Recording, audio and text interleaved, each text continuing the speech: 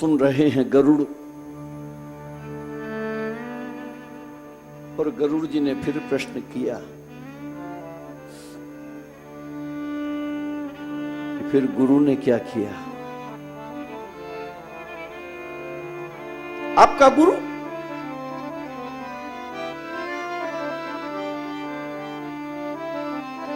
भुषुंडी कहता है कि गरुड़,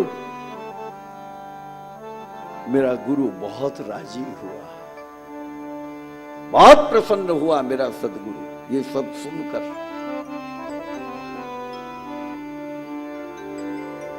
सुनी शिव बचन हर्षि गुर,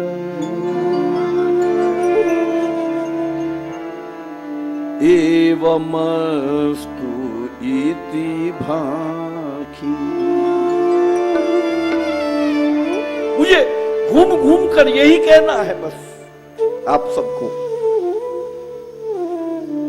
कि भगवान शंकर ने क्रोध किया,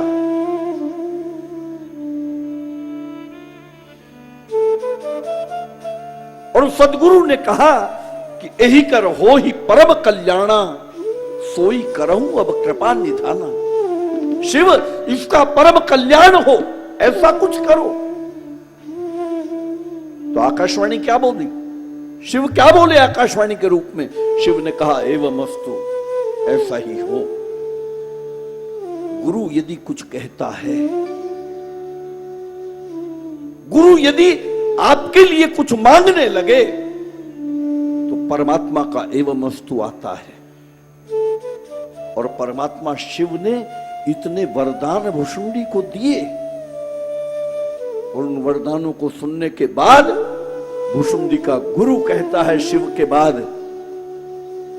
कि एवमस्तु इति भाखी, एवमस्तु ऐसा ही हो। अगर गुरु का एवमस्तु ना होना तो परमात्मा का वरदान भी निष्फल होता है साहब।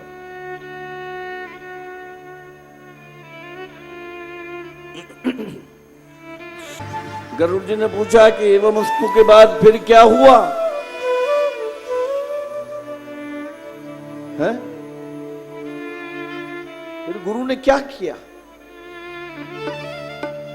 बोले गरुड़, इसके बाद एवमस्तु कहा, आकाशवाणी तो मौन हो गई, लेकिन मेरे सदगुरु ने मुझे फिर प्रबोध किया, फिर ज्ञान दिया।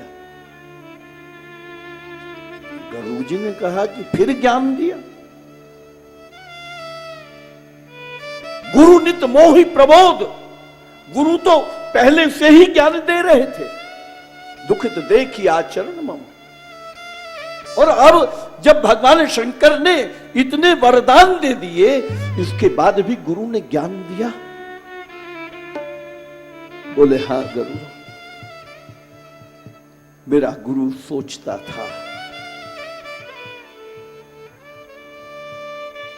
कारण कुछ भी रहा हो, लेकिन मेरा शिष्य साधना मार्ग में कहीं मुझसे आगे निकल गया है।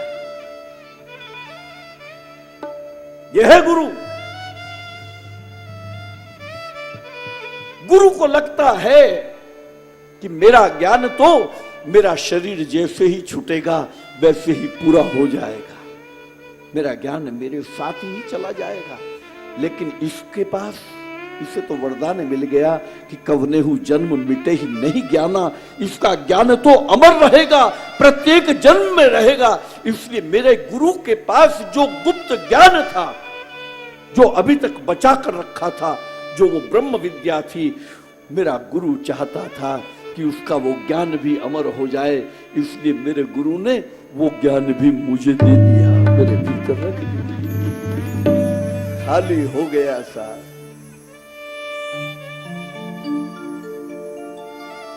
यह है सदगुरु मेरे राष्ट्र का। मृत्यु शैया पर पड़े हुए रामकृष्ण परमहंस,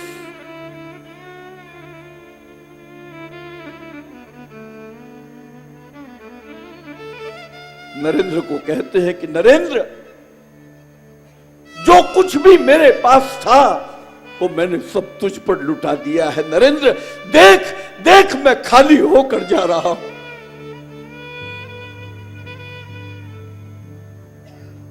किसी सदगुरु का शिष्य साधना मार्ग में गुरु से जब आगे निकलता है तो मेरे राष्ट्र की गुरु शिष्य परंपरा यही कहती है कि मेरे राष्ट्र का सदगुरु उठकर उस शिष्य को प्रणाम कर लेता है कि धन्य है बेटा तेरी तपस्या को, धन्य है तेरी साधना को, मैं तुझे प्रणाम करता हूं। ध्यान दो मेरे भाई बहन, किसी के शिष्य हुए और जीवन भर उसके शिष्य ही बने रहे तो तुमने पाया क्या है? गुरु तो वो पारसमणि है, मैंने आपको कहा था कि पारसमणि लोहे को स्पर्श करती है तो स्वर्ण बनाती है, लेकिन गुरु रूपी पारसमणि वो पारसमणि है जो लोहे को स्पर्श करती है तो स्वर्ण नहीं बनाती, बल्कि अपने जैसी पारसमणि ही बनाकर तैयार कर देती है, अपने जैसा बना देता है। साहब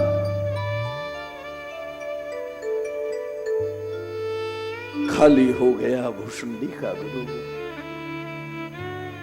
सब कुछ भुषुंडी को दे दिया।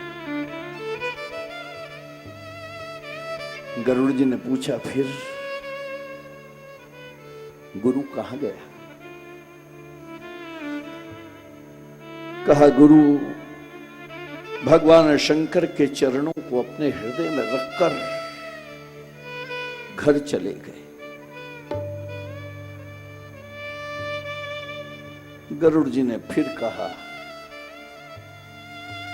कि भुषुंडी, मैं तो तुझे बड़ा सौभाग्यशाली समझता था कि तेरा गुरु तेरे साथ,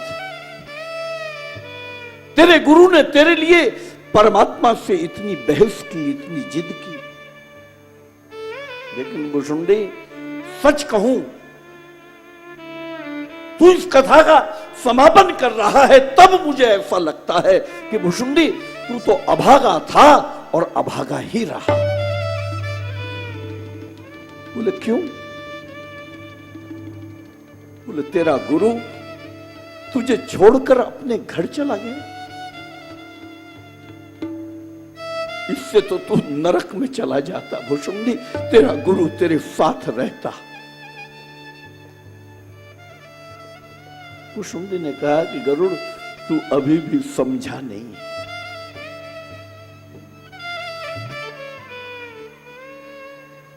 तुझे पता है कि मेरे गुरु का घर कौन सा?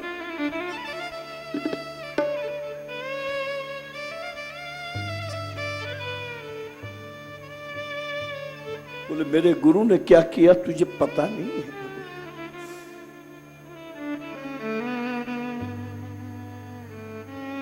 मुझे प्रबोध किया, मुझे ज्ञान दिया और शिव चरणों को हृदय में धारण करके मेरा सदगुरु मेरे भीतर ही उतर गया। घर जब कोई शिष्य साधना मार्ग में गुरु से आगे जाता है तब गुरु का घर और कोई घर नहीं होता साहब, शिष्य की देह उसका घर बन जाता है।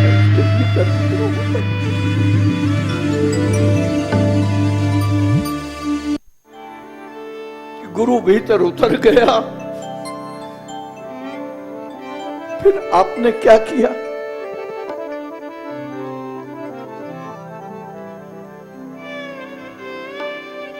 गरुड़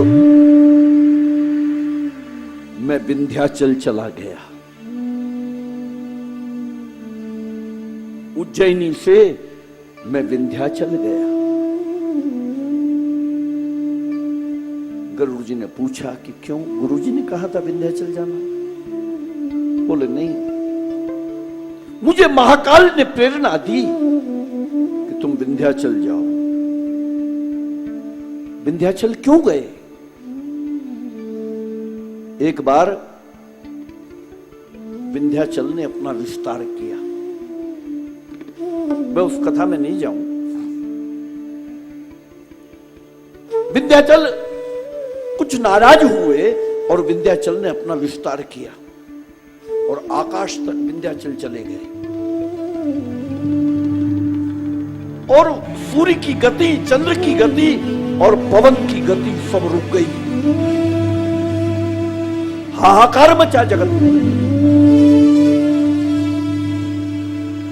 तो सब देवों ने प्रार्थना की कि कैसे कैसे विंध्याचल को समझाया जाए। कथा कहती है कि विंध्याचल के गुरु हैं अगस्त ऋषि। अगस्त को बुलाया गया और अगस्त जब आए तो अगस्त को आए हुए देखकर ये अगस्त का शिष्य विंध्याचल अगस्त के चरणों में लेट गया। और जैसे ही विंध्याचल ने प्रणाम किया और कहा कि गुरुदेव क्या आज्ञा है, तब अगस्त ने कहा कि बेटा मैं जब तक आऊं ना तब तक तुम ऐसे ही लेटे रहना। जब से अगस्त गए हैं आज तक लौट कर नहीं आए, विंध्याचल ऐसे ही लेटा हुआ है। आप दक्षिण जाओ, दक्षिण में आप जाओ तो आप देखोगे कि सड़क के बीच में भी पहाड़ है। पहाड़ के ऊपर सड़क बन गई, दूर दूर तक विंध्याचल की पहाड़ियां फैली हुई। ऊंचा नहीं है, नीचा ही पर्वत है। तो मानो महाकाल ने गरुड़ मुझे ये गुरु शिष्य परंपरा एक बार देखने के लिए फिर विंध्याचल भेजा। मैं विंध्याचल गया और वहां जाकर मैंने सर्प का जन्म लिया। मैं वहां रहा और 1000 वर्ष तक मैं अपनी इच्छा से शरीर धारण करता था, अपनी इच्छा से शरीर का त्याग करता था, क्योंकि कवने हु जन्म मिटे ही नहीं ज्ञाना। मेरा ज्ञान अमर हो गया था और जन्मत मरत दुसह दुख होई। वो दुख से भी महाकाल ने मुझे मुक्ति दे दी थी। इसलिए पांसासी जीर्णानि यथा विहाय, गीता का वो न्याय लागू हुआ। जैसे मनुष्य अपने वस्त्र बदलकर नए वस्त्र धारण करता है, ठीक ऐसे ही कागभुसुंडी अपना शरीर बदल बदल कर नई नई योनियों में नए नए शरीर को धारण करने लगे। हे गरुड़, जो भी शरीर में चाहता था वो धारण करता था और फिर उसे त्याग देता था। जिमी नूतन पट पही रही नर परिहर ही पुराण। जैसे नए वस्त्रों को मनुष्य धारण करता है और पुरानों का त्याग करता रहता है, ऐसे मैं नए नए शरीर में जाता रहा और उनका त्याग करता रहा। भगवान शिव ने जो मुझे कहा था कि हरितोषण व्रत द्विज सेवकाई, द्रोह मत करना, संतों का अपमान मत करना, वो सब मेरे मानस में रहा। शिव राखी श्रुति नीकी, मैं नहीं पावा क्लेश, इसलिए मुझे कोई दुख नहीं हुआ, क्योंकि मैंने शिव के वचनों को अपने जीवन का आधार बना लिया था। यही विधि धरेऊ विविध तनु, ज्ञान न गए खगेश। मेरा ज्ञान नहीं गया, मेरी स्मृति बनी हुई है, मुझे अपने सारे जन्मों का याद है। जब भी मेरा जन्म होता था मैं राम राम का सुमिरन करता था, क्योंकि शिव ने कहा था कि राम भक्ति उपजहि उर तोरे। गरुड़, ऐसे 1000 वर्ष तक मैं अनेक जन्म लेकर फिर से श्री अवध में मेरा जन्म हुआ।